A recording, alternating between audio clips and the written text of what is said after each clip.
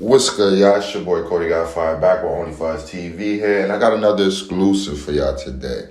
Now, as you guys know, I've been keeping you guys updated with the Troy Ave, Tax Stone, Maino, my son, you know, they whole situation, and half of these guys don't even got nothing to do with each other, I come to find out. During my research, I heard that, what's his name, my son, don't even know Tax Stone, you dig? He ain't even got nothing to do with this situation, but he a real nigga, and he's gonna speak on something that's wrong that's going on with this generation and what people's pumping out here. That's what I'm seeing. This is what I'm getting from it, you feel me? So, basically, my son, he did a crazy response back to Troy Ave. You dig what I'm saying? It was a grown man, mature response. Troy Ave came at him. He came at Maino, a couple of other guys, you dig. And now the update I got for you guys is with Maino. Maino yesterday, like I thought he would, like I thought my son would, he responded to Troy Ave in a disrespectful manner. You know how Maino is, you dig? I knew he would do this. You dig what I'm saying? But I didn't know he was going to drag it for a long time like he did. Now, this video that Maino did yesterday is almost 30 minutes long. You dig? And the funny thing is, Maino said, oh, I'm not going to talk to you guys for so long. I'm not going to go crazy on y'all. You know what I mean? He's not going to bring this character out of me and shit like that. But the ego, one thing men we have is pride and ego. And we don't put that to the side for nothing. And we have to. You dig what I'm saying? It will be our downfall. They say that is man's biggest downfall is his pride and ego. And Maino, you know he got a lot of pride and ego, so he's not going to let Troy Ave talk his shit and get one over on him. So he sat back in his car with his mans and basically ran it for like 30 minutes with a response to Troy Ave. And in his response, he's basically saying that Troy Ave is not a real one. He's a rat. He wears fake jewelry.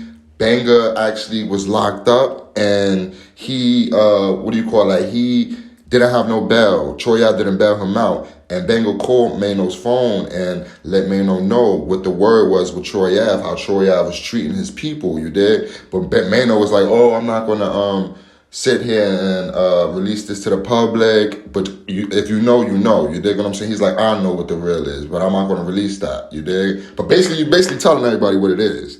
But he was saying that basically Troy Ave wasn't even looking out for Banger like that, you dig? And Troy Ave is the one that got Banger killed. And it's true, you dig? He did get Banger killed and shit like that, trying to be big and tough guy and shit. And that Troy Ave is portraying an image that's not real. And that basically the same thing that my son said, but he was just going at Troy Ave, you dig? He was just throwing jabs and shit like that, which he should, you know? You say his name, he's going to come at you. You know how Maino is. He's not going to be quiet about this. And one thing I could say is Troy Ave better watch out when he's in the streets. You know what I'm saying? Maino's one of them niggas that when he see you, it's on sight. He's going to put hands on you. You know what I mean? If y'all remember what happened with Young Berg back in the day, when he seen him, it was on sight. He put hands on him like a little child.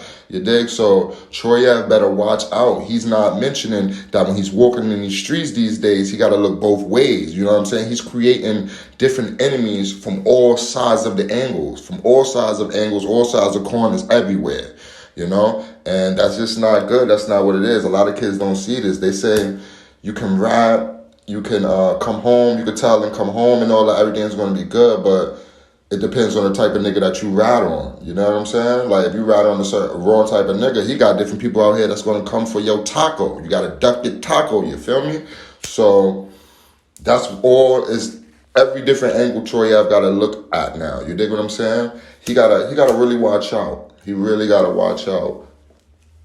But I knew Maino was going to come at Troy Ave like that. You know what I mean? I knew he was going to take the high road and be a preacher and all of this. I knew he was going to come at him like that. You feel me? But I'm going to play the clip for y'all. Like, comment, and subscribe. We're going to keep running it up. You heard? We over 200 subscribers. Thank y'all, man. We're running it up in no time. We're going to have 1,000 in like a month. In 2 months, you feel me? Next month, 2-3 months, we're going to have 1,000. We're running it up. But I'm going to play this Maino clip. I'm not going to play the whole 30 minutes for y'all. You dig? I'm going to play a good gist of it. Maybe 10 maybe 5 to 10 minutes of it. You dig? I'm not gonna have y'all sitting here for too long. But remember, like, comment, and subscribe. We're gonna run it up. You heard? Urban Plaza. And the reason why I held this chain is because, not because I didn't want to give it back, because I just felt like, you know, maybe one day I would have to like step on him a little bit and remind him who he really is, right? The reason why I held this chain is not because I didn't want to give it back, but the chain's fake. This is fake. This is a fake chain. This is this chain that you wore every single day. This chain is fake. You wore this chain every fucking day. And I know y'all gonna say, oh, that's not his chain. He gonna say that's not his chain. But guess what? They gonna say we photoshopped it. They gonna say we photoshopped it. Maino came with a chain and photoshopped it because he hating on Troy Ave. I have no reason. My life's been good. I've been doing my thing. I'm cool. I'm not the greatest nigga in the world, but I'm definitely not the lowest on the totem pole. You know, life's been good. But yeah, the thing is this. The reason why I'm pointing this chain out is to show you that you've been a liar since day one, right? You've built a small career on lies. You've built everything on lies. Any man that get up every day and put this hunk of die-cast metal, this is fugaga. This is horrible. What is this? What, Gotti, what is this? What is this? What the fuck? This is a piece of shit. This is a piece of shit. Like any man that put this on every single day and goes out to parties, goes in bitches' faces, goes to the studio, goes to these events, is a liar. You're a liar. You are a liar. You have not stopped lying yet. And I'm not trying to put you down. I'm just trying to show you who you really not. Right? You said you said things, and it's like, why would you say that? Because the only thing I ever said about you was, and I didn't mean you no disrespect. I just told you that. Or rather, I just said that I didn't agree with the narrative that was being put out there about what took place. And I stand on that. I was there. I don't agree with the narrative. But now, you got to give an explanation of why you spent your whole career wearing fake jewelry. Why what the fuck is this? And don't say it's not right, because I don't want to make another video, but the next one is going to be me hooking up with one of your homies and taking this to the jeweler to prove to everybody that it is. So I don't even want to do that. I don't want to do that. This is, anybody know me, they very rarely hear me talk. They very rarely ever hear me address niggas. You understand? I don't want to address you. This is not a beef between me and you. I'm not looking for you, right? It's not going to come to that, because we already understand what pressure is to you. What pressure is to you is that you become the prosecution star witness. We seen that. We witnessed that. I don't want no smoke with that. Cool. I'm not looking for you. This is about me giving you game. There was a time when you used to call me, right? Remember that? Remember those days? You used to say to me, big homie, yo, how you move around the industry, man? Like how you deal with all this fake shit? And I used to give you advice. I used to talk to you because you was all right. I talked to you like the little homie that you was. So I'm not gonna talk down to you like you are out, because you're not. Like I said, can never have a problem with you, because you're not a problem for me. You couldn't do nothing with me. All right? So with that being understood, I'm gonna give you some game. This is not about beef. This is nothing to see here, right? This is about accountability. This is about the fact that you made a decision to run down on an op or whatever it is, and you had a friend. Your friend was a very loyal brother, and you know, pursuant to your decision, your friend lost his life. And I've yet to see you have any amount of remorse for that. And brother, as a leader, we all have the responsibility to make sure that when we go out, that we make sure everybody that we with get home safely. I've yet to hear you say, yo, damn man, I made that call, and some of that blood is on my hands, right?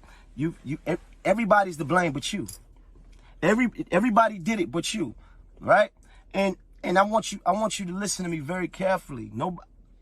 I'm the type of nigga that if I run into a nigga that I got an issue with, yeah, I'm gonna get with it, right? But the difference between me and you is that I'm gonna stand on whatever it is, right? You can't make that decision, right? And when the decision don't go your way, you cry victim. This is what the issue is. You're crying victim. You're saying, oh, he did this. Oh, niggas tried to assassinate me. Niggas, haters wanted to kill me. I'm a superhero.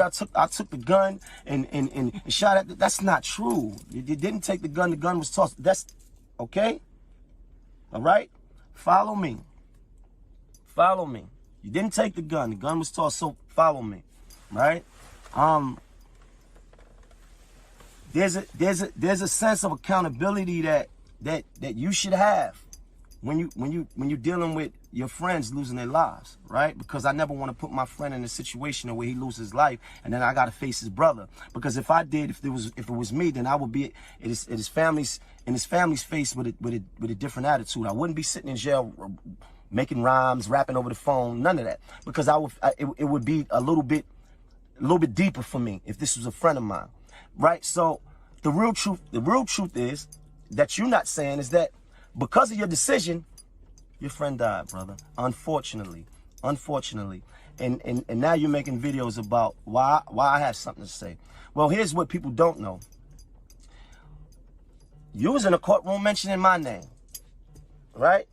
And I know why you was mentioning my name, because I finally figured out what your issue is with me, right? You know what his issue is with me? What? His issue with me is that, because first of all, let me tell you what he said in court. He said, Maino was running back and forth. This is what he said on the stand.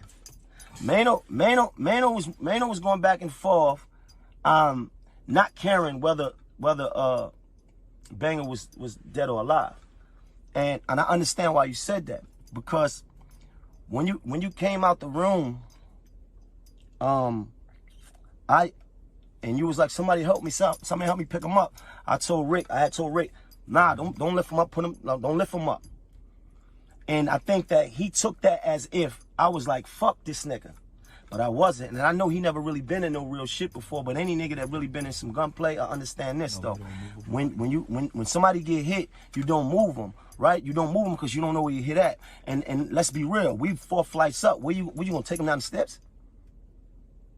So that was, I think, what the underlying issue was of why he got on the stand and brought my name up, and why he got this, because I've been seeing little sneak shit for years. How's that even relevant to that case? But it don't matter, because it's relevant to him though. He been little sneaky little shit, saying little sneak shit. Oh, his girl got hit and he ain't do nothing.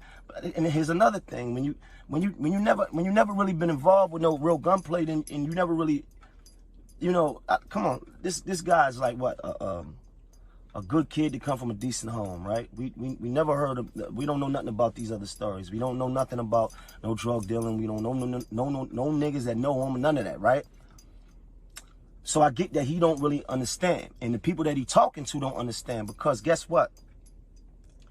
When you're growing up and you playing with them pistols, you're gonna have some issues, right? I personally hit 2 of my niggas by mistake. We friends to this day, because the intent wasn't there, right? You know I wasn't trying to hurt him, right? But that's all street shit, right? When you talking about this specific case right here, let's be honest, you got 3-4 niggas fighting over one pistol, and it go off and other people getting hit, right? Those bullets wasn't meant for them, right?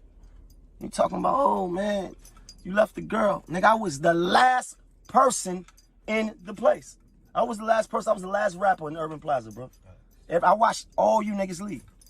I watched you frantic. I watched all you niggas leave. I watched Tax leave. I watched everybody leave. But you know why? You know why I was the last one there? Because for people that don't understand, Urban Plaza is not a club. It's a concert hall. I was there to perform. If anybody finds the flyer from Urban Plaza, they would see that me and Uncle Murder names was on the bill. Now, Urban Plaza is a concert hall, not a club. We were in the green room, right? the waiting area, right? It's two rooms. It's the room that me and Uncle Murder is occupying, and then there's a adjoining room that T.I. is in. 85% of the people that was in that room was with us. That was with me. I had maybe 15, 20 people with me. I made sure that all my guys was out, right? So now, when the whole shit happened, we the only niggas running back. We the only niggas running back. Where was I going? I couldn't leave a girl. I stayed to the end. Niggas, yo, man, come on, let's go. I can't leave Shorty because she here with me. So we got 80. We made sure we got 80. We got everybody that came with us, and I stayed to the end. I stayed so long that the fucking cops was there. And then I had to sneak out because they was looking for statements. Hey, what did you see? I ain't see nothing. I heard shots. I got the fuck out of there. I'm not a police. I'm not trained to run towards gunplay. Like this. You know? I say all that to say this though, like the narrative and the lies is just flowing.